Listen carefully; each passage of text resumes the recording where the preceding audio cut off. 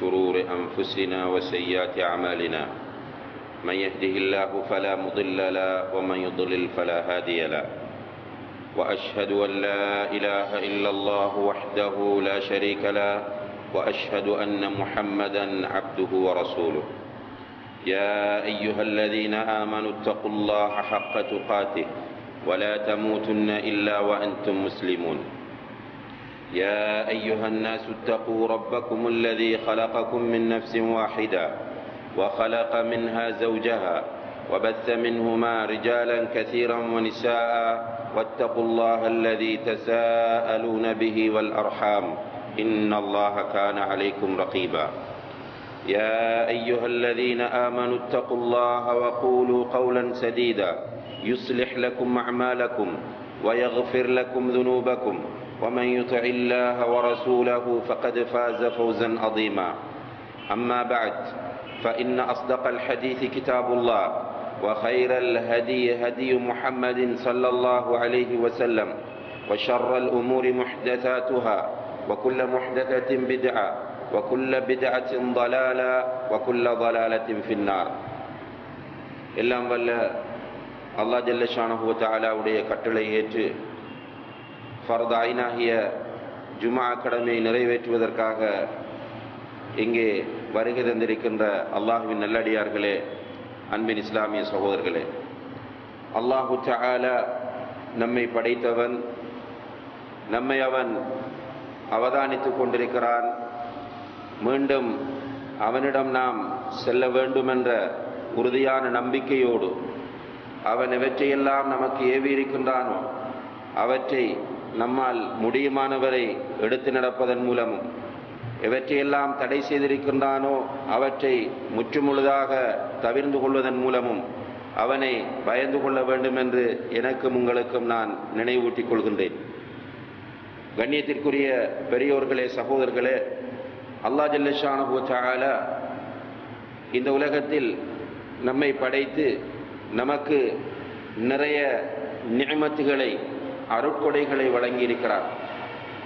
இதை பற்றி அல் குர்ஆனிலே அவன் சொல்லும் போது வ இன் தஉது நிஅமத்தல்லாஹி லா துஹ்ஸூஹா, அல்லாஹ் உங்களுக்கு தந்திருக்கிற நிஅமத்துகளை நீங்கள் எண்ண ஆரம்பித்தால் உங்களால் எண்ணி முடிக்க முடியாது என்று சொல்கிறார். அந்த அளவு நிறைய நிஅமத்துகளை அல்லாஹு தஆலா நமக்கு தந்திருக்கிறார். அவ்வாறு அவனால் நமக்கு வழங்கப்பட்ட சில நிஅமத்துகளை அவன் அல் குர்ஆனிலே சுட்டி காட்டுகிறார்.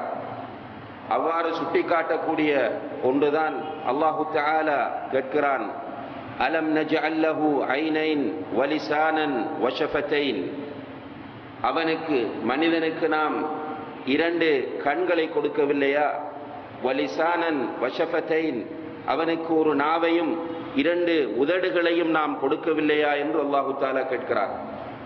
இங்கே கண்கள் மிகப்பெரிய நிஅமத்துகள் என்பதை அல்லாஹு தஆலா சொல்கிறார். அதே போன்று உதடுகளும் நாவும் அல்லாஹ்வினால் தரப்பட்ட மிகப்பெரிய நிஅமத்துகள் என்பதை அல்லாஹு தஆலா சொல்லி காட்டுகிறார். இன்றைய இந்த ஹுத்பா பிரசங்கத்திலே அல்லாஹ்வினால் நமக்கு தரப்பட்டிருக்கிற மிகப்பெரிய ஒரு நிஅமத்தாகிய நாவை பற்றிய சில செய்திகளை உங்களோடு பகிர்ந்து கொள்ளலாம் என்று நினைக்கின்றேன். கண்ணியத்திற்குரிய சகோதரர்களே, அல்லாஹு தஆலா மிக அற்புதமான ஒரு உறுப்பாக இந்த நாக்கை நம்மளை ஏற்படுத்தி இருக்கிறார். மிக சிறிய ஒரு உறுப்பு அற்புதமான பல செயற்பாடுகளை செய்யக்கூடிய ஒரு உறுப்பாக இருந்து கொண்டிருக்கிறது. இந்த நாவை பற்றி மாத்திரம் நாம் சிலையே அல்லாஹுடைய பல வல்லமைகளை புரிந்து கொள்ள முடியுமான அளவு மிகப்பெரிய ஒரு அற்புதமாக குதிரத்தாக இந்த நாவு இருந்து கொண்டிருக்கிறது என்பதை யாராலுமே மறுக்க முடியாது. இந்த நாக்கை நமக்கு தந்த அல்லாஹு தஆலா இந்த நாக்கை நாம் எவ்வாறு பயன்படுத்த வேண்டும் என்பதையும் நமக்கு சொல்லித் தருகிறார். இந்த நாக்கு அல்லாஹுவை திருப்திப்படுத்தக்கூடிய ஒரு உறுப்பாக இருக்க வேண்டும். இந்த நாக்கு அல்லாஹுவை திருப்திப்படுத்தக்கூடிய ஒரு உறுப்பாக இருக்க வேண்டும். இந்த நாவிலிருந்து வரக்கூடிய வார்த்தைகள் அல்லாஹுவை நினைவு கூறக்கூடிய வார்த்தைகளாக, அல்லாஹுடைய தீனை போதிக்கிற வார்த்தைகளாக, அடுத்தவர்களுக்கு நன்மையை எடுத்துச் சொல்லுகிற நாக்குகளாக, தீமைகளை தடுக்கின்ற நாக்குகளாக, அதிகம் அல்லாஹ்வை திக்ர் செய்யக்கூடிய நாக்குகளாக நம்முடைய நாவுகள் இருக்க வேண்டும் என்பது இஸ்லாம் நம்மிடம் எதிர்பார்க்கக்கூடிய மிக முக்கியமான ஒன்றாக இருக்கிறது. நபிகள் நாயகம் ஸல்லல்லாஹு அலைஹி வஸல்லம் அவர்களிடம் ஒரு மனிதர் வந்து கேட்கிறார், யா ரசூலல்லாஹ், ஷரீஅத் சட்டங்கள் எல்லாம் என் மீது அதிகரித்தது போன்று இருக்கிறது, எனக்கு ஒரு விஷயத்தை கற்றுத்தாருங்கள், அதை நான் தொடர்ந்து பேணி வர விரும்புகிறேன் என்று சொல்கிறார். ரசூலுல்லாஹி அலைஹி வஸல்லம் அவர்கள் அவருக்கு சொன்ன பதில் என்ன தெரியுமா? லா யஸாலு லிசானுக ரத்பன் பிதிக்ரில்லாஹ், உன்னுடைய நாவு அல்லாஹ்வை திக்ர் செய்வதன் மூலம் ஈரமாக இருக்கட்டும் என்றார்கள். உன்னுடைய நாக்கு அல்லாஹ்வை திக்ர் செய்வதன் மூலம் ஈரமாக இருந்து கொண்டே இருக்கட்டும் என்றார்கள். இப்போ நம்முடைய நாவினால் நாம் செய்ய வேண்டிய மிக முக்கியமான ஒரு கடமையாக அல்லாஹ்வை திக்ர் செய்வது இருந்து கொண்டிருக்கிறது. ரசூல் ஸல்லல்லாஹு அலைஹி வஸல்லம் அவர்கள் சொல்கிறார்கள், மன் கான யுமினு பில்லாஹி வல் யௌமில் ஆகிர் ஃபல்யகுல் கைரன் அவ் லியஸ்முத்.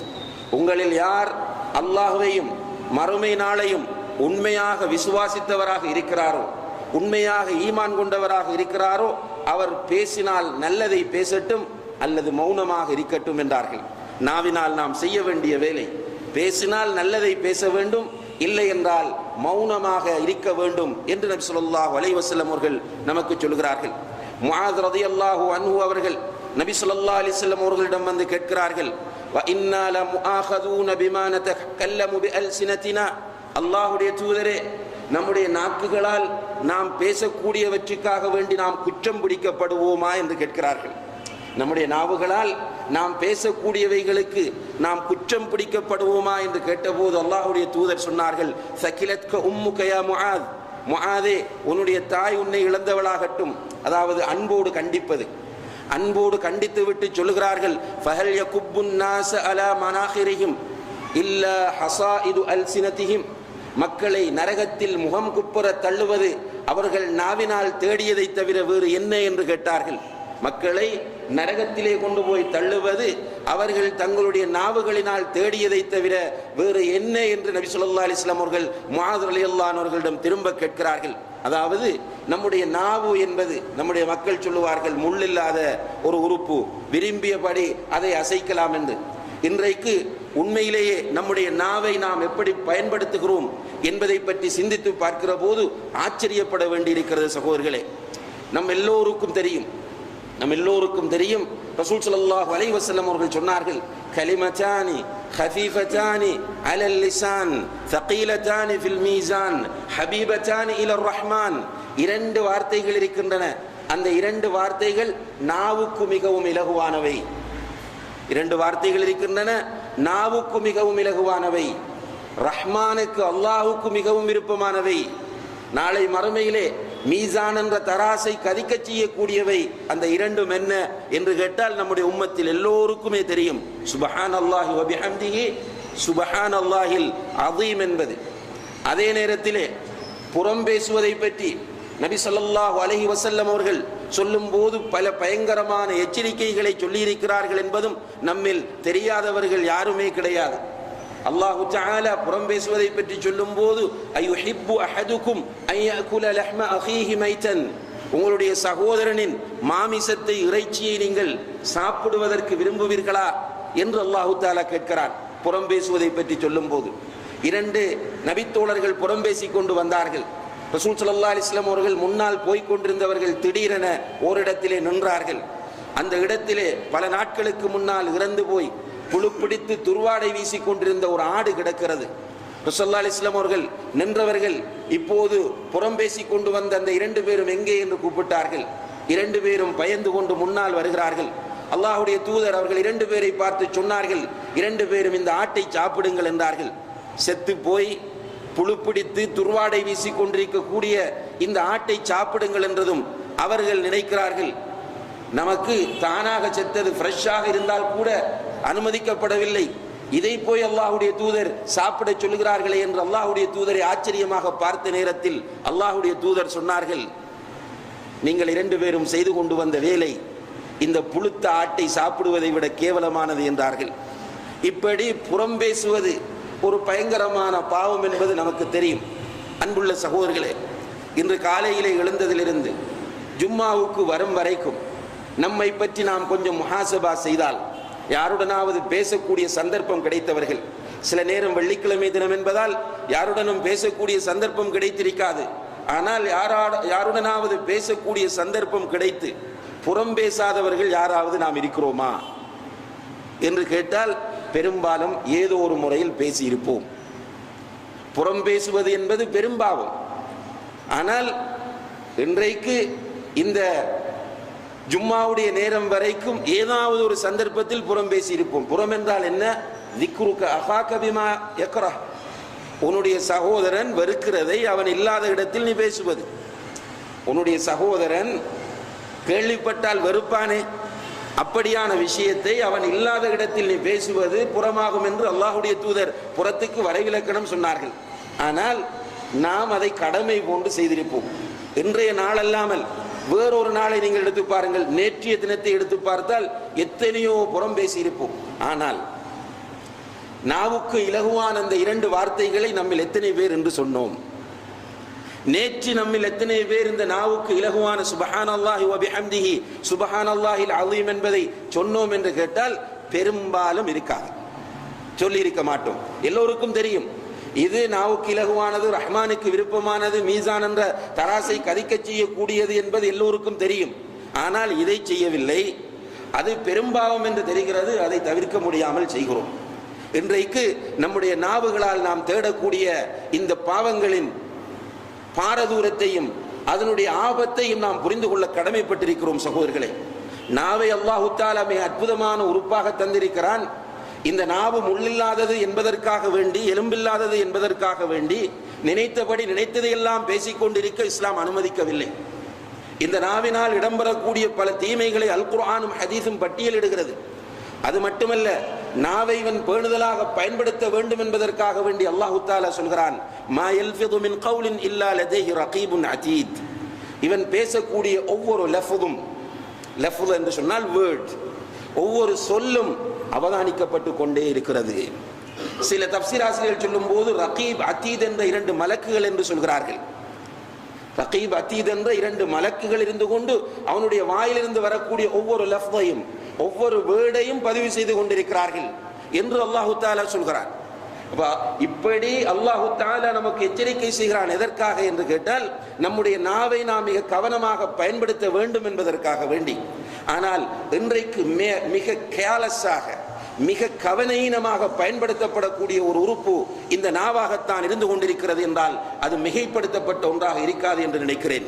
கண்ணியத்திற்குரிய சகோதரர்களே, நம்முடைய நேரங்கள் சரியான முறையில் திட்டமிடப்படாத காரணத்தினாலும், நேரத்தின் பெறுமதிகளை நாம் புரிந்து கொள்ளாத காரணத்தினாலும் நம்முடைய நாவுகளை நாம் வீணாக்கி கொண்டிருக்கிறோம். நம்முடைய நாவுகள் நமக்கு நிறைய நன்மைகளை பெற்றுத்தர வேண்டிய உறுப்பாக இருந்து கொண்டிருக்கிறது. திக்ர் செய்வதன் மூலம் உன்னுடைய நாவு ஈரமாகவே இருக்கட்டும் என்று அல்லாஹ்வுடைய தூதர் சொல்கிறார்கள்.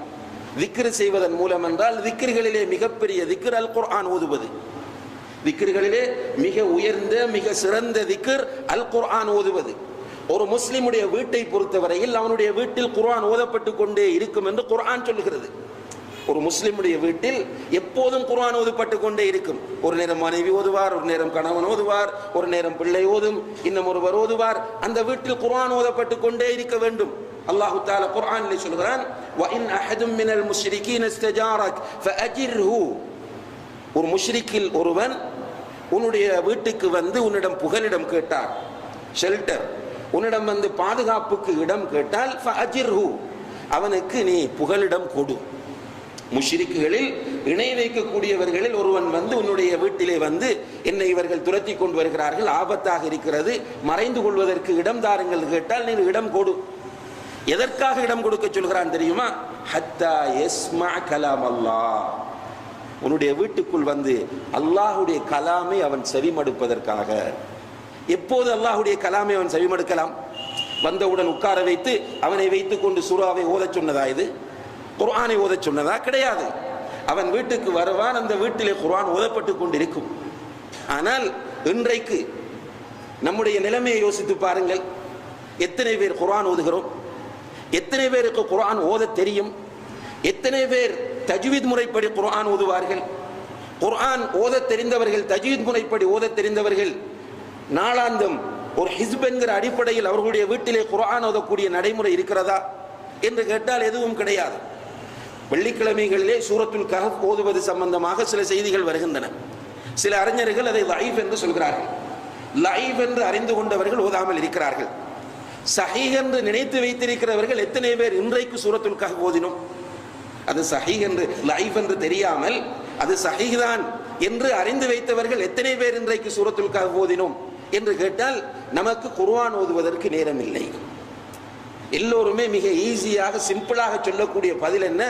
குர்ஆன் ஓதுவதற்கு நேரம் இல்லை. அன்புள்ள சகோதரர்களே, டிவி பார்ப்பதற்கு நேரம் இருக்கிறது, சந்திகளிலே நின்று பேசிக் கொண்டிருப்பதற்கு நேரம் இருக்கிறது, டீ கடைகளிலே உட்கார்ந்து அரட்டை அடிப்பதற்கு நேரம் இருக்கிறது, ஆபீஸுகளிலே வேலை செய்கிற இடங்களிலே உட்கார்ந்து பேசிக் கொண்டிருப்பதற்கு நேரம் இருக்கிறது.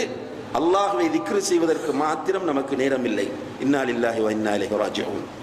நாம் என்ன நினைத்துக் கொண்டிருக்கிறோம்?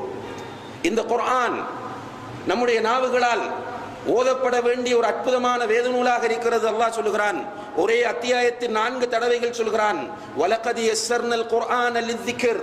குர்ஆனை திக்ர் செய்வதற்கு இலகுவாக ஆக்கி இருக்கிறோம். திக்ர் என்ற அந்த வார்த்தைக்கு பல அர்த்தங்கள் சொல்கிறார்கள். அதிலே ஒன்று ஓதுவதற்கு இலகுவாக்கி இருக்கிறோம். உண்மையிலே அற்புதமான வேத நூல். நாம் பார்க்கிறோம், சில மாற்று மத சகோதரர்கள் அவர்களுடைய வாய்க்கு வாது வராது, ஐன் வராது, சா வராது, ஜா வராது, இப்படியாக இருந்து 40வது வயதில் 50வது வயதில் இஸ்லாத்தை ஏற்றுக்கொள்கிறார்கள். ஏற்றுக்கொண்ட பிறகு உட்கார்ந்து 1 மாதம் 2 மாதம் படிக்கிறார்கள். அல்லாஹ்வுடைய உதவியினால் குர்ஆனை தஜ்வீத் முறைப்படி சரளமாக ஓதுகிறார்கள். இது குர்ஆனுடைய ஒரு முஅஜிசாத்துகளிலே ஒன்று, குர்ஆனுடைய அற்புதங்களிலே ஒன்று. வலகத் யஸ்ஸர்னல் குர்ஆன லிஸ்ஸிக்ர். யாராக இருந்தாலும் இதை திக்ர் செய்வதற்கு பயன்படுத்தினால் அது இலகுவாக இருக்கும். ஆனால் நம்முடைய உள்ளங்கள் மாசடைந்திருப்பதனால், நம்முடைய உள்ளங்கள் நோய்வாய்ப்பட்டிருப்பதனால் ஒரு சினிமாவை பார்ப்பதற்கு 3 மணி நேரம் 4 மணி நேரம் ஒதுக்க நம்மால் முடிகிறது. வீதிகளிலே தொழுதுவிட்டு சந்தியிலே நின்று பல மணி நேரங்கள் பேசிக் கொண்டிருப்பதற்கு நம்மால் முடிகிறது, இன்ட்ரெஸ்டாக இருக்கிறது. ஆனால் அல்லாஹ்வுடைய கலாமை புரட்டினால் தூக்கம் வருகிறது, கொட்டாவி வருகிறது, ஓத முடியாமல் தடுமாறுகிறோம், நேரமில்லை என்ற உணர்வை நம்முடைய உள்ளம் பெறுகிறது என்றால் இது நிச்சயமாக நம்முடைய உள்ளத்தின் நிலையை அப்பட்டமாக எடுத்து காட்டக்கூடிய ஒன்றாக இருக்கிறது. அல்லாஹ்வுடைய கலாமாகிய திக்ர் நம்முடைய நாவுகளிலே எப்போதும் இருக்க வேண்டும். இருக்கிறதா என்றால் இல்லை. லா யஸாலு லிசானுக ரத்பன் பிதிக்ரில்லாஹ். அல்லாஹ்வை திக்ர் செய்வதன் மூலம் உன்னுடைய ஈரமாக இருக்கட்டும் என்று அல்லாஹ்வுடைய தூதர் சொல்கிறார்கள். ஈரமாக இருந்து கொண்டே இருக்கட்டும் என்கிறார்கள். ஆனால் நம்முடைய நாவு என்ன செய்து கொண்டிருக்கிறது? சிந்தித்து பாருங்கள். அல்லாஹ்வின் மீது பொய் சொல்லுகிறோம், அல்லாஹ்வுடைய தூதரின் மீது பொய் சொல்லுகிறோம். மிக பெரும் பாவங்கள். வமன் அத்லமு மிம்மன் கதப அலல்லாஹ். அல்லாஹ்வின் மீது பொய் சொல்லுகிறவனை விட மிகப்பெரிய அநியாயக்காரன் வேறு யார் இருக்கிறான் என்று அல்லாஹ் கேட்கிறான். அல்லாஹ்வின் மீது பொய் சொல்லுகிறவனை விட மிகப்பெரிய அநியாயக்காரன் யார் இருக்கிறான் என்று அல்லாஹ் குர்ஆனில் கேட்கிறான். உங்களுக்கு ஆச்சரியமாக இருக்கும், அல்லாஹ்வின் மீது நாங்கள் பொய் சொல்லுவதா? குர்ஆன், ஹதீஸ், இஸ்லாம் என்று இருக்கிறோம், அல்லாஹ்வின் மீது நாங்கள் பொய் சொன்னது கிடையாது என்று சொல்கிறோம். அல்லாஹ் என்ன சொல்கிறான் தெரியுமா? ولا تقولوا لما تصف ألسنتكم الكذب هذا حلال وهذا حرام. உங்களுடைய வாய்க்கு வந்தபடி இது ஹலால் இது ஹராம் என்று சொல்லாதீர்கள். லிதஃப்தரு அலல்லாஹில் கதிப். அப்படி உங்களுடைய வாய்க்கு வந்தபடி ஹலால் ஹராம் என்று சொன்னால் அல்லாஹ்வின் மீது நீங்கள் பொய்யை இட்டு கட்டுகிறீர்கள். அல்லாஹு அக்பர்.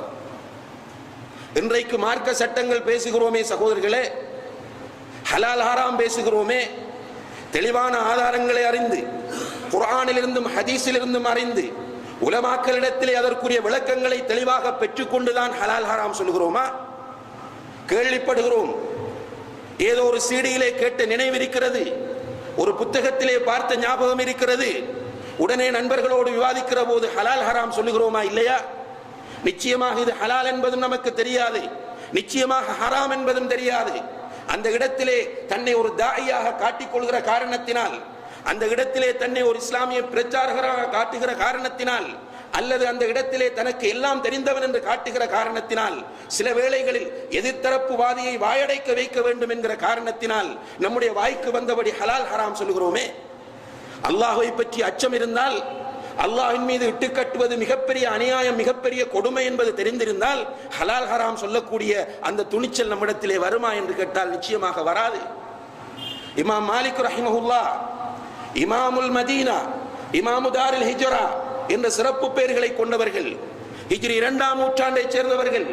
முவத்தா மாலிக் என்ற ஹதீஸ் தொகுப்பை இந்த உலகத்திற்கு வழங்கிய மாமேதை இந்த இமாம் மாலிக் ரஹ்மத்துல்லாஹி அவர்கள் தீனுடைய பிரச்சாரத்தை செய்கிறார்கள், குர்ஆனை ஹதீஸை கற்றுக் கொடுக்கிறார்கள் என்கிற செய்தி உலகம் முழுக்க பரவுகிறது. இந்த செய்தியை கேள்விப்பட்ட ஈராக்கிலே உள்ள சில இளைஞர்கள் ஒன்று சேர்ந்து, இப்படி மதீனாவிலே மிகப்பெரிய ஒரு இமாம் இருக்கிறாராம், அவரிடம் செல்லுவோம், அவரிடம் போய் நம்முடைய சந்தேகங்களுக்கு விளக்கம் பெற்றுக் கொண்டு வருவோம் என்று சந்தேகங்களை தொகுத்து கொண்டு மதீனாவுக்கு வருகிறார்கள். பிளைட் கிடையாது, கார் கிடையாது, ஒட்டகத்தில் அல்லது குதிரையிலே கழுதையிலே ஏறி வந்திருப்பார்கள். பகதாதிலிருந்து, ஈராக்கிலிருந்து மதீனாவுக்கு வருகிறார்கள். வந்தால் இமாம் அவர்களை சூழ மக்கள் மஸ்ஜிது நபவியிலே அமர்ந்திருக்கிறார்கள். விசாரிக்கிறார்கள்.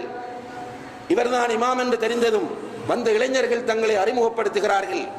அறிமுகப்படுத்திவிட்டு, எங்களிடம் சில கேள்விகள் இருக்கின்றன, அந்த கேள்விகளை கேட்பதற்காக வந்திருக்கிறோம் என்று சொன்னபோது இமாம் அவர்கள் சொல்கிறார்கள், தாராளமாக கேளுங்கள் என்று. வந்தவர்கள் கேள்வி கேட்கிறார்கள். அன்புள்ள சகோதரர்களை கவனிக்க வேண்டும். இமாம் மாலிக் என்பவர் இந்த நாம் பெயர் குறிப்பிடுகிற 4 இமாம்களில் 2வது இமாம். ரசூல் ஸல்லல்லாஹு அலைஹி வஸல்லம் அவர்கள் வஃபாத்தாகி சுமார் 100 ஆண்டுகளுக்கு உள் பிறந்தவர். அந்த இமாம் அவரிடத்திலே வந்து கேள்வி கேட்கும் போது அவர் கேட்கப்பட்ட கேள்விகளில் 3இல் 1 பகுதிக்குத்தான் பதில் சொன்னார்கள். 3இல் 1 பகுதிக்குத்தான் பதில் சொன்னார்கள். 3இல் 2 பகுதிக்கு லா அதிரி, எனக்கு இதற்கு பதில் தெரியாது என்றார்கள். இளைஞர்களுடைய இயல்பு என்ன? இமாம் என்று அழைத்து வந்தீர்கள், கேள்வி கேட்டால் தெரியாது என்று சொல்கிறார் என்றுதானே சொல்வார்கள். அப்படித்தான் அங்கிருந்து வந்த இளைஞர்களும் தங்களுக்குள் பேசிக் கொள்வதை அவதானித்த இமாம் அவர்கள் சொன்னார்கள், நீங்கள் போங்கள், போகிற வழிகளில் எல்லாம் இவரை நம்பி வந்தோம், இவர் பதில் சொல்லவில்லை என்று சொல்லிக் கொண்டு செல்லுங்கள். நீங்கள் கேட்கிற கேள்விகளுக்கெல்லாம் நான் பதில் சொல்லி என்னுடைய முதுகை நீங்கள் நரகத்தின் பாலமாக ஆக்க பார்க்கிறீர்களா என்று கேட்டார்கள். நீங்கள் கேட்கிற கேள்விக்கெல்லாம் நான் பதில் சொல்ல, அதை வைத்து நீங்கள் என்னுடைய முதுகை நரகத்தின் பாலமாக ஆக்கப் போகிறீர்களா என்று கேட்டார்கள். கண்ணியத்திற்குரிய சகோதரர்களை சிந்தித்து பாருங்கள் பதிலை.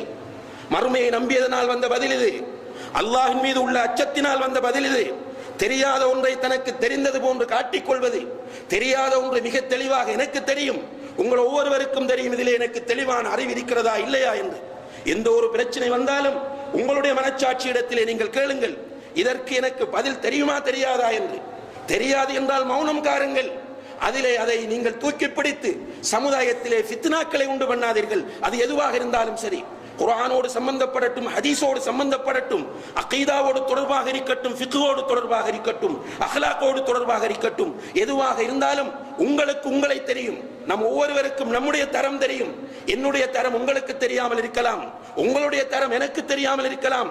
ஆனால் என்னுடைய நிலை என்ன என்பது நிச்சயமாக எனக்கு தெரியும், உங்களுடைய நிலை என்ன என்பது உங்கள் ஒவ்வொருவருக்கும் தெரியும். எனவே இந்த விஷயத்தில், இந்த தலைப்பில் நான் பேசுவதற்கு, நான் தீர்ப்பு சொல்வதற்கு, அடுத்தவனை வழிகெடுப்பதற்கு, அடுத்தவன் தவறு செய்கிறான் என்று ஜட்ஜ்மென்ட் பண்ணுவதற்கு எனக்கு தகுதி இருக்கிறதா என்பதை பாருங்கள். இல்லை என்றால் அல்லாஹ்வின் மீது இட்டு கட்டுகிறீர்கள், அல்லாஹ்வுடைய தூதரின் மீது பொய் சொல்லுகிறீர்கள். கண்ணியத்திற்குரிய சகோதரர்களே, அல்லாஹ்வை பயந்து கொள்ளுங்கள், மறுமையை விசுவாசியுங்கள். மறுமையிலே நாம் எல்லோரும் அல்லாஹ்விடத்திலே போய் நிற்க வேண்டும் என்பதை மறந்து விடாதீர்கள். இந்த உலகம் நிரந்தரமானது என்று நினைக்காதீர்கள். இந்த உலகம் நிச்சயமாக ஒரு நாள் அழியக்கூடியது. எல்லோரும் ரப்புல் ஆலமீனுக்கு முன்னால் அவனுடைய நீதிமன்றத்திலே நிர்வாணமாக நிற்க வேண்டி வரும் என்பதை மாத்திரம் மறந்து விடாதீர்கள்.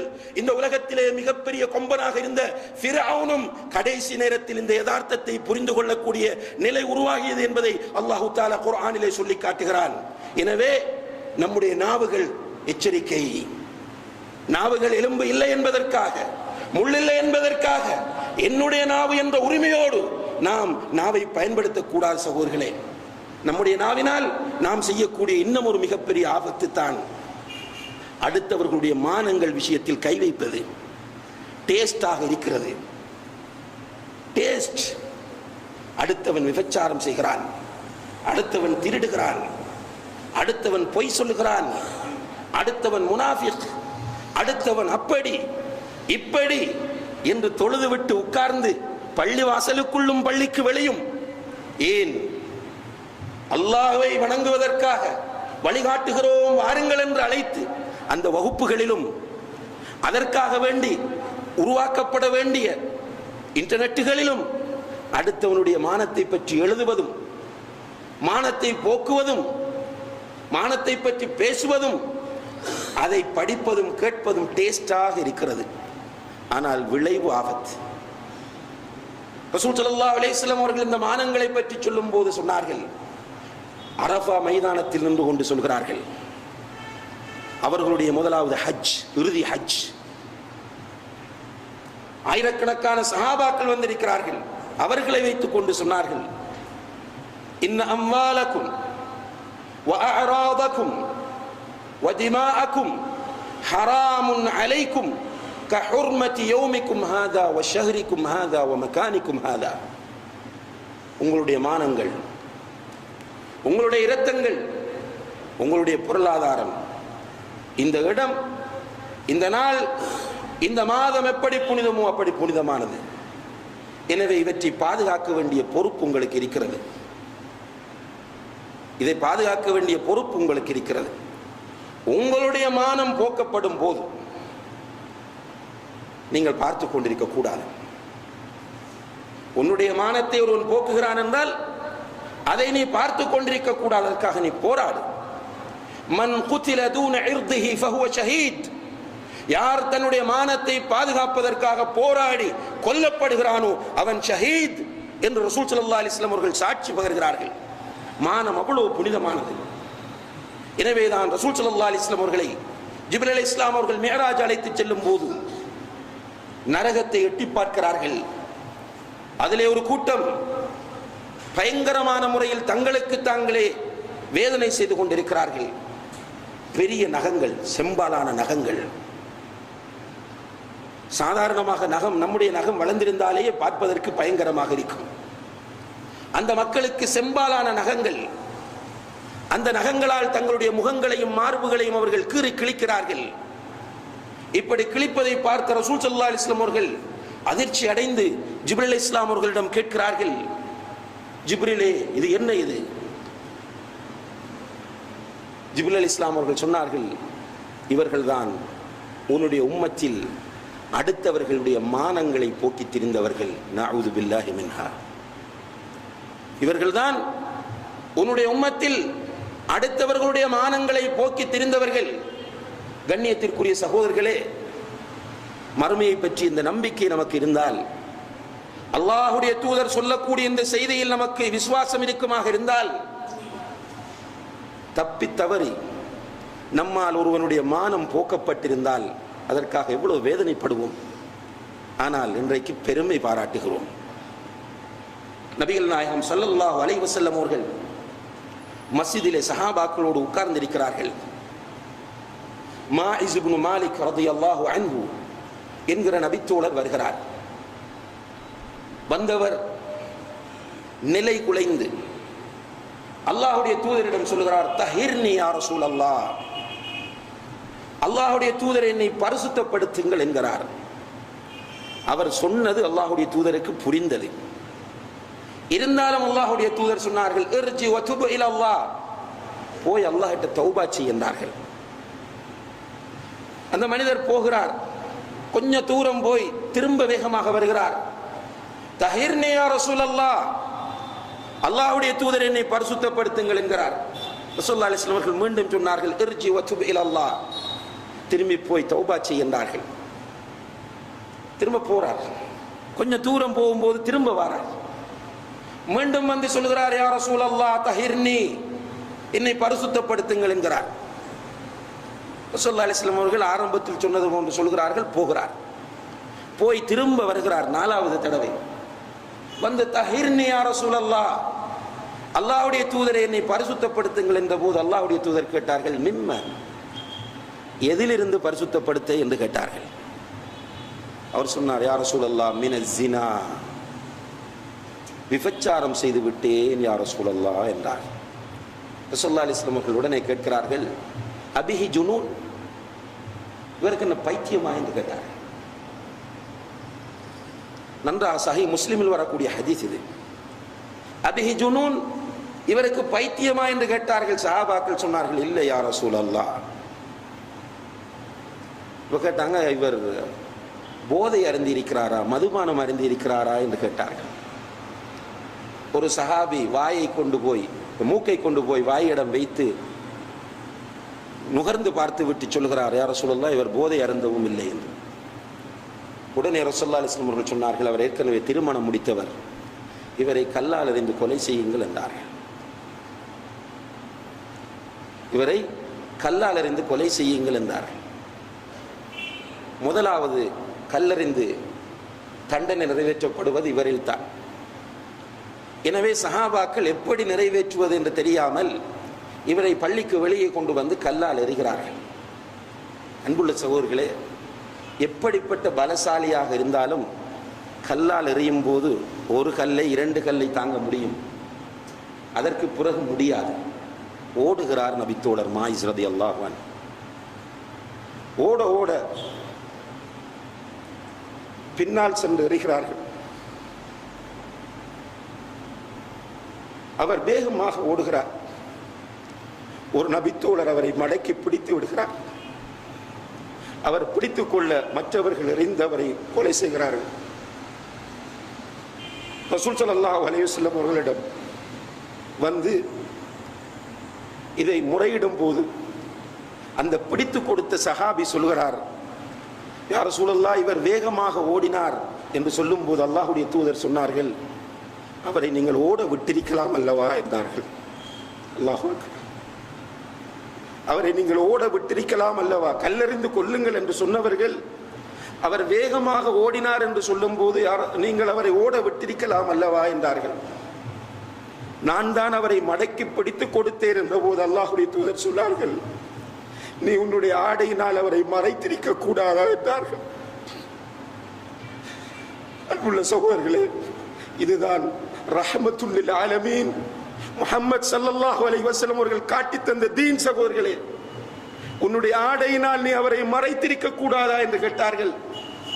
இன்றைக்கு அடுத்தவன் விபச்சாரி என்று சொல்வதும் அடுத்தவனை மானவங்கப்படுத்துவதும் ஒரு டேஸ்டான ருசியான விஷயமாக ஆக்கப்பட்டு இதுதான் தீன் என்று இந்த சமுதாயத்திலே காட்டப்பட்டு கொண்டிருக்கிறது என்றால் இது எப்படி சகோதரர்களே இந்த ரஹ்மத்துல் லில் ஆலமீன் முஹம்மது ஸல்லல்லாஹு அலைஹி வஸல்லம் அவர்கள் காட்டிய தீனாக முடியும்? நிச்சயமாக இது வழிகேடு சகோதரர்களே. இப்படியான வழிகாட்டிலிருந்து ஆபத்திலிருந்து உங்களுடைய நாவுகளை, என்னுடைய நாவை நாம் பாதுகாத்துக் கொள்ள வேண்டிய தேவை இருக்கிறது. ஷைத்தான் நம்மோடு விளையாடுகிறான். குறிப்பாக கண்ணியத்திற்குரிய சகோதரர்களே, நபிகள் நாயகம் ஸல்லல்லாஹு அலைஹி வஸல்லம் அவர்கள் தௌஹீதை மிக தெளிவாக அந்த சஹாபாக்களுக்கு போதிக்கிறார்கள். தூய்மையான கொள்கையை அந்த சஹாபாக்களுக்கு சொல்லிக் கொடுக்கிறார்கள். கொள்கையிலே இஸ்திகாமத்துள்ள மக்களாக அவர்களை மாற்றுகிறார்கள். மாற்றிவிட்டுத்தான் அவர்கள் ஹஜ்ஜுக்கு செல்கிறார்கள். அவர்களுடைய பணி முடிகிறது. அவர்களுக்கு கொடுக்கப்பட்ட தூதுத்துவம் நிறைவேற்றப்படுகிறது. அந்த பணி முடிகிற தருவாயில் தான் அல்லாஹு தஆலா அவர்களை ஹஜ்ஜுக்கு அனுப்புகிறார். ஹஜ்ஜுக்கு வந்து அல்லாஹ்வுடைய தூதர் ஸல்லல்லாஹு அலைஹி வஸல்லம் அவர்கள் மக்காவிலும் மினாவிலும் முஸ்தலிஃபாவிலும் அரஃபாத்திலும் என்று பல முக்கியமான உபதேசங்களை சொல்கிறார்கள். அதிலே அரஃபாவிலே வைத்து அவர்கள் சொன்னார்கள் சஹாபாக்களை பார்த்து, இன்ன ஷைத்தான கத் யஇஸ அன் யஅபுதஹுல் முஸல்லூன ஃபீ ஜஸீரத்தில் அரப், அரேபிய தீபகற்பத்தில் உங்களை ஷைத்தான், அதாவது தொழுகையாளிகளை வழிகெடுக்கலாம் என்கிற விஷயத்தில் நம்பிக்கை இழந்து விட்டான். நீங்கள் தௌஹீத்வாதிகள், கொள்கையை தெளிவாக புரிந்து கொண்டவர்கள், இனி உங்களிடம் ஷிர்க்கை கொண்டு வர முடியாது என்பதை அவன் புரிந்து கொண்டான். உங்களை கொள்கையிலே மாற்ற முடியாது என்பதை புரிந்து கொண்டான். அதிலே அவன் நம்பிக்கை இழந்து விட்டான். வலாக்கின் பித்தஹ்ரீஷி பைனக்கும், உங்கள் மத்தியிலே குழப்பத்தை ஏற்படுத்தி சண்டையை ஏற்படுத்தி உங்களை வழிகெடுக்கலாம் என்பதில் அவன் தெளிவாக இருக்கிறான் என்றார்கள். அதே போன்று சொன்னார்கள், லா தர்ஜிஉ பஅதி குஃபாரன் யத்ரிபு பஅதுக்கும் ரிகாப பஅத், எனக்கு பிறகு நீங்கள் ஒருவருடைய கழுத்தை வெட்டி காபிர்களாக மாறிவிடாதீர்கள் என்றார்கள். அல்லாஹ்வுடைய தூதர் நமக்கு எச்சரிக்கை செய்தது நம்முடைய இந்த சமுதாயத்திலே இன்று நடந்து கொண்டிருக்கிறது. கொள்கைகள் முரண்படலாம், கருத்து வேறுபாடுகள் ஏற்படலாம், என்னுடைய கருத்துத்தான் சரி என்பதை நிரூபிக்கலாம். இது சுன்னத்துல்லாஹி ஃபில் கவுன், அல்லாஹ்வுடைய சுன்னத் இது இந்த பிரபஞ்சத்திலே. ஆனால் இன்றைக்கு என்ன செய்கிறோம்? என்னுடைய கருத்து பிழை, நான் சொல்லக்கூடிய கொள்கை பிழை என்பதை சொல்வதை விட்டுவிட்டு என்னை பற்றி பேசுகிற நிலையை பார்க்கிறீர்கள். என்னுடைய குறைகளை தேடி துருவுகிற நிலையை பார்க்கிறீர்கள். சுன்னாவை நிலைநாட்டுகிறோம் என்கிற பேரில் இது நடக்கிறது.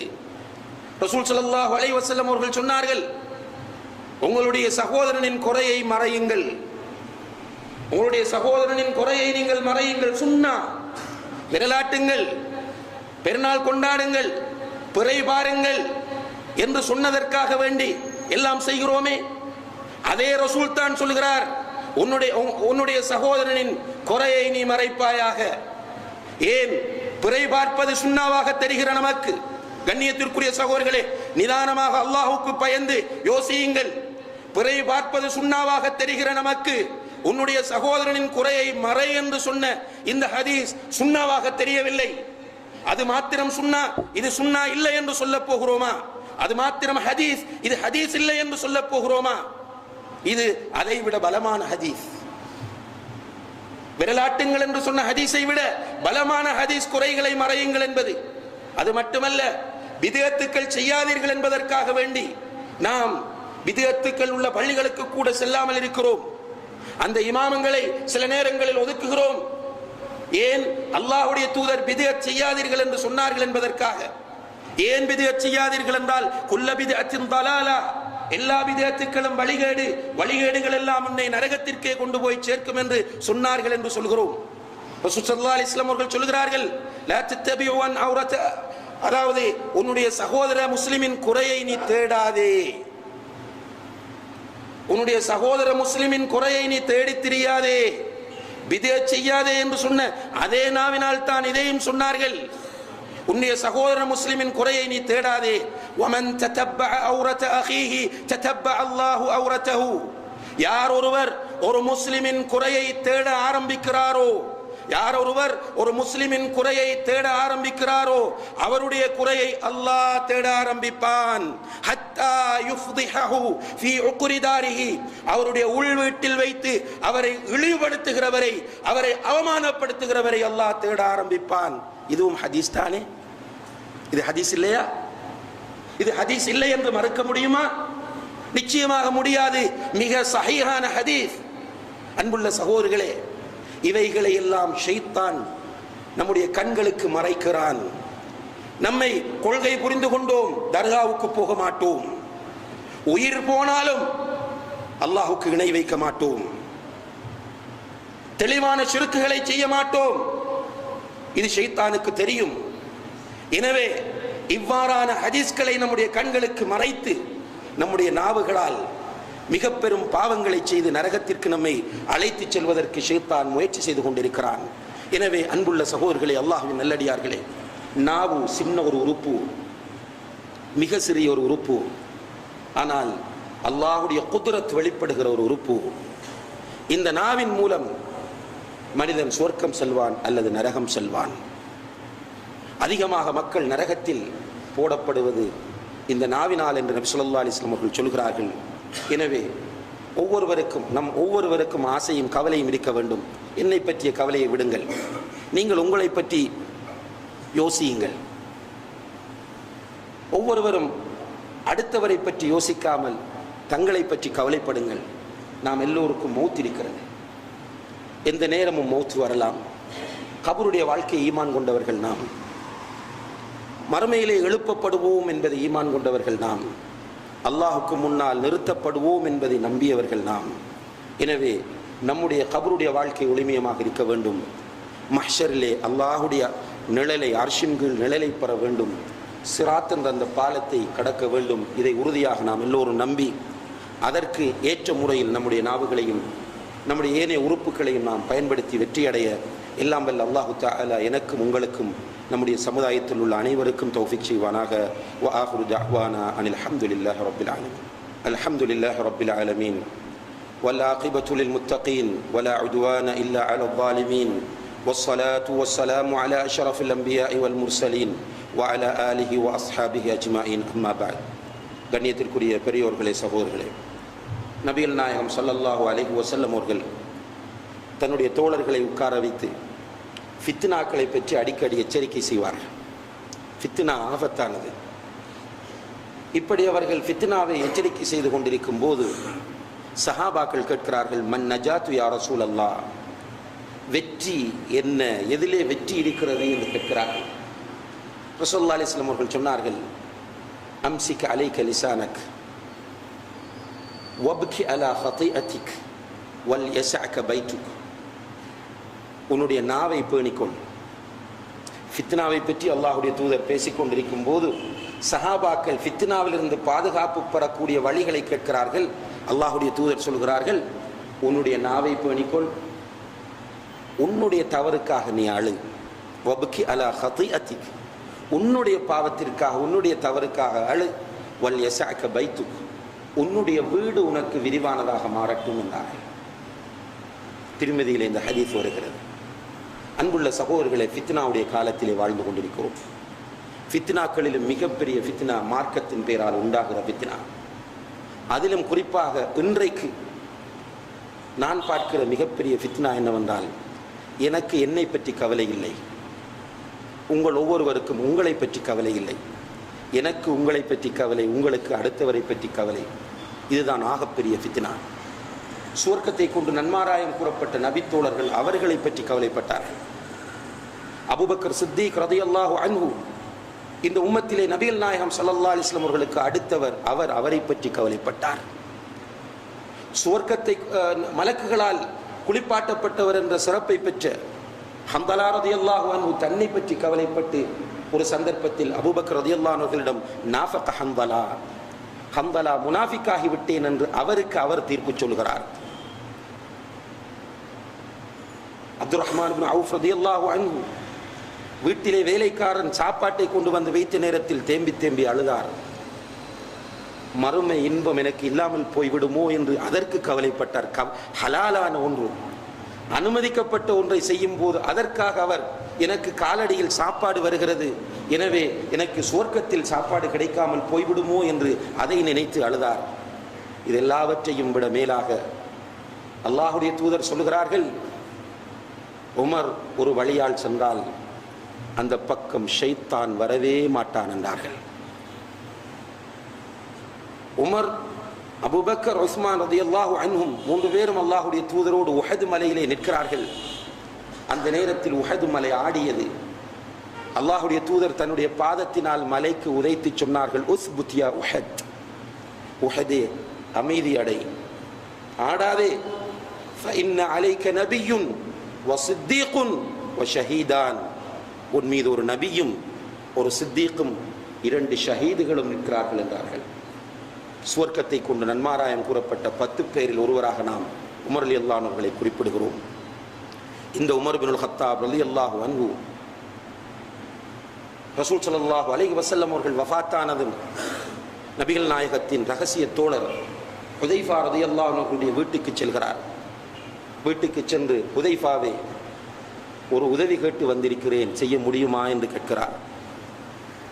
ஹுதைஃபா சொல்கிறார்கள், உங்களுக்கு இல்லாத உதவியா, கேளுங்கள் என்று. உமர் ரலியல்லாஹு அன்ஹு அவர்கள் சொன்னார்கள், ஹுதைஃபாவே, உன்னிடத்தில் நபி ஸல்லல்லாஹு அலைஹி வஸல்லம் அவர்கள் முனாஃபிக்குகளுடைய பெயரையெல்லாம் தந்திருப்பதாக கேள்விப்படுகிறேன், அந்த பட்டியலை, அந்த லிஸ்டை கொஞ்சம் காட்டு என்றார்கள். அன்புள்ள சகோதரர்களே, யார் யார் முனாஃபிக் என்று பார்த்து நோட்டீஸ் அடிப்பதற்காகவா, காபாவிலே தொங்க விடுவதற்காகவா, மதீனாவிலே டிக்ளேர் பண்ணுவதற்காகவா என்றால் இல்லை. ஹுதைஃபா ரலியல்லாஹு அன்ஹு அவர்கள் சொன்னார்கள், உமரே, அல்லாஹுடைய தூதர் அமானிதமாக தந்ததை நான் எப்படி காட்ட முடியும் என்று கேட்கிறார். நீங்கள் என்ன சொன்னாலும் என்ன கேட்டாலும் இந்த அமானிதத்தை என்னால் மீற முடியாது என்றார்கள். உமர் ரலியல்லாஹு அன்ஹு அவரிடம் கெஞ்சுகிறார், அப்படியாக இருந்தால் ஹுதைஃபாவே அப்படியாக இருந்தால் அந்த லிஸ்டில், அந்த பட்டியலில் என்னுடைய பேரும் இருக்கிறதா என்று பார்த்து சொல்லுங்கள் என்றார். அல்லாஹு அக்பர். இப்படி ஒரு நிலை, ஒரு சின்ன சந்தர்ப்பம் நமக்கு வந்திருக்கிறதா என்று கேட்டால், கண்ணியத்திற்குரிய சகோதரர்களே, நம்முடைய நிலை என்ன என்று கொஞ்சம் முன்சஃபிலே தொழுதால் நான் சுவர்க்கவாசி, எல்லோரும் மற்றவன் எல்லாம் நரகவாசி. நான் ஒரு ஹராமிலிருந்து விடுபட்டால் நான் மாத்திரம்தான் சுவர்க்கவாசி, மற்றவர்கள் எல்லோரும் நரகவாசிகள். நான் கொஞ்சம் சுண்ணாக்களை ஹயாத்தாக்க ஆரம்பித்து விட்டால் மற்றவன் எல்லாம் வழிகேடன். இப்படித்தானே நம்முடைய நிலை இருக்கிறது. நம்மை நினைத்து நாம் அழுதிருக்கிறோமா? நான் தொழுகையிலே பலவீனமாக இருக்கிறேன், நான் என்னுடைய மனைவியுடைய விஷயத்திலே பலவீனமாக இருக்கிறேன், என்னுடைய பெற்றோருடைய விஷயத்திலே நான் பாவம் செய்கிறேன், என்னுடைய அண்டை விட்டார் விஷயத்தில் நான் இப்படி நடக்கிறேன், சுண்ணத்தான வணக்கங்களை என்னுடைய வாழ்க்கையில் எடுத்து நடக்க முடியாமல் இருக்கிறது, இதுவரை ஒரு சுண்ணத்தான நோன்பும் நான் நோற்றதில்லை, நஃபிலான வணக்கங்களை நான் தொழ முடியாமல் இருக்கிறேன், தஹஜ்ஜத் தொழுகையிலே அவர்களுடைய விழாக்கள் புரளும் என்று அல்லாஹ் சொல்லுகிறான், எனக்கு தஹஜ்ஜத் தொழுகைக்கு எழுந்த அனுபவமே கிடையாது என்றெல்லாம் என்னை நான் நினைத்து கவலைப்பட்டு அழுது அல்லாஹ்விடத்தில் முறையிட்ட நிலைகள் இருக்கிறதா என்று நாம் ஒவ்வொருவரும் கேட்டு பார்த்தால் நம்முடைய நிலைமைகள் புரியும். சகோதரர்களே, கொத்துபாவுக்கு போனால் அங்குள்ளவர்கள் வருவார்கள், இளைஞர்கள் பெரியவர்கள் வருவார்கள், வந்து சொல்லுவார்கள், மௌலவி ஷேக் எங்கள் ஊரில் இப்படியெல்லாம் செய்கிறார்கள், இதை பற்றி பேசுங்கள். யாரும் வந்து என்னுடைய நிலைமை இப்படி இருக்கிறது, குர்ஆன் வசனம் ஓதப்பட்டால் எனக்கு அழுகை வருவதில்லை, மக்பராவுக்கு மையவாடிக்கு சென்று வருகிறேன், எந்த பயமும் இல்லை, அல்லாஹ் என்றால் நடுக்கம் வருவதில்லை, குர்ஆன் வசனங்கள் ஓதி காண்பிக்கப்பட்டால் ஈமான் வருவதில்லை, பெருமை வருகிறது, பொறாமை வருகிறது, வட்டியிலிருந்து விடுபட முடியாமல் தடுமாறுகிறேன், எனக்கு ஏதாவது நசீஹத் செய்யுங்கள், எனக்கு உபதேசம் செய்யுங்கள் என்று கேட்கிறவர்களை மிக மிக மிக அரிதாகவே காண முடிகிறது. மற்றவன் மற்றவன் மற்றவன் அடுத்தவன் என்று அவனை ஏசுவதும் இவனை திட்டுவதும் அவனை நரகத்திற்கு அனுப்புவதும் அவனுக்கு தீர்ப்பு வழங்குவதும் என்பதே நம்முடைய நிலையாக இருக்கிறது. நபி ஸல்லல்லாஹு அலைஹி வஸல்லம் அவர்கள் சொல்கிறார்கள், ஃபித்னாவுடைய காலத்தில் வபுகி அலா ஹதீஅதிக், உன்னுடைய தவறுக்காக அழு.